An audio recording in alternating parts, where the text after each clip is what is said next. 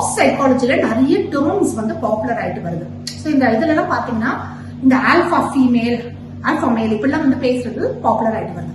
So இது வந்து ஆக்சுவலா சைக்காட்ரிக் டேர்ம்ஸ்ல பாத்தீங்கன்னா இந்த மாதிரி பர்சனாலிட்டி ட்ரைட்ஸ் ஆல்பா பீட்டா இப்பெல்லாம் நாங்க சொல்ல மாட்டோம்.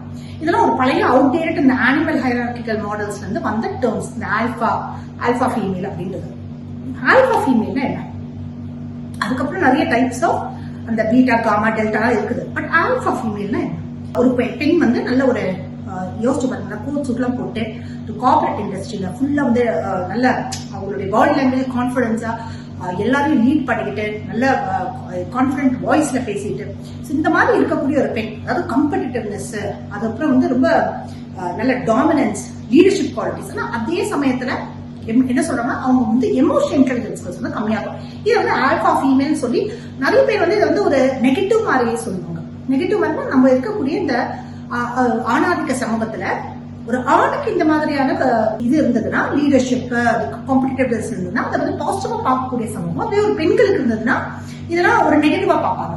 அது அந்த பெண் வந்து ஏதோ தப்பு பண்ற மாதிரியோ இல்ல வந்து அது பெண் அப்படின்ற ஒரு பாக்ஸ்குள்ள அடங்காம அவங்க வந்து லைக் குடும்பத்தோடு ஒத்து போக முடியாதவங்களால அவங்க வெறும் மெயினா வேலையில வேணா அவங்க நல்லா பண்ணலாம், இந்த மாதிரி ஒரு நெகட்டிவா போர்ட்ரே பண்ற ஒரு பாப் கல்ச்சர் மாதிரி ஆயிடுச்சு. ஆல்பா ஃபீமேல்னால இது ஒரு நெகட்டிவா ஹீஸ் அன் ஆல்பா ஃபீமேல் அப்படின்ற ஒரு நெகட்டிவா.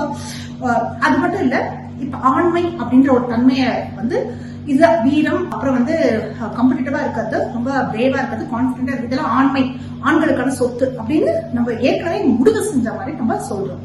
அது ரொம்ப தப்பு. இப்ப லாஸ்ட் இயர் தான் நான் நியூரோ பிளாஸ்டிசிட்டி பத்தி பேசியிருக்கேன். ஸோ நிறைய நியூரோ சயின்டிபிக் எவிடன்ஸ் பாத்தீங்கன்னா ஆண்களும் பெண்களும் குழந்தைங்களை பிறக்கும் போது பெரிய டிஃபரன்ஸ் மூளையில இல்ல.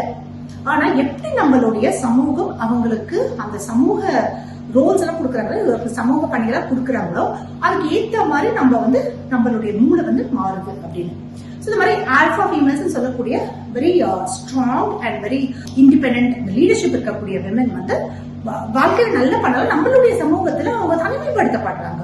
ஏன்னா வந்து நிறைய பேர் வந்து அவங்க கூட பேசுறதுக்கு பயப்படலாம், இல்ல அவங்க நிறைய ஒர்க் பண்ணிட்டு இருக்கிறது அவங்களை டிஸ்டர்ப் பண்ணக்கூடாதுன்னு நினைக்கலாம், இல்ல அவங்க லெவலுக்கு பேச முடியல அப்படின்னு சொல்லிட்டு அவங்க ஒதுக்குறதால நிறைய தனிமைப்படுத்தப்படுறாங்க. ஆனா அண்ட் ஆல்சோ அது மட்டும் இல்ல, ரொம்ப வந்து நெகட்டிவாவும் அவங்களை போர்ட்ரே பண்ற ஒரு கல்ச்சர் இருக்கு. ஸோ இது வந்து ரொம்ப ஒரு தவறான புரிதல். ஸோ இந்த ஆல்பா ஃபீமேல் அப்படின்றதே ஒரு தவறான கருத்து. எல்லாருமே பாத்தீங்கன்னா அவங்க தங்களுடைய ஆளுமை மட்டும் இல்ல, அவங்களுடைய லைஃப் எக்ஸ்பீரியன்ஸ், அப்புறம் அவங்களுடைய வளர்ப்பு முறை, அவங்க யாரை பார்த்து ரோல் மாடலிங் பண்றாங்க, இதெல்லாம் பொறுத்துதான் அவங்களுடைய செயல்பாடுகள் அமையும். ஸோ அப்படி இருக்கும்போது ஆல்பா ஃபீமேல் சொல்றதே தப்பு. ஸோ இட் இஸ் ஆக்சுவலி அந்த மாதிரி ஒரு டேர்ம் வந்து பாப் கல்ச்சர்ல இருக்கிறதே ஒரு தவறான ஒரு இதுதான்.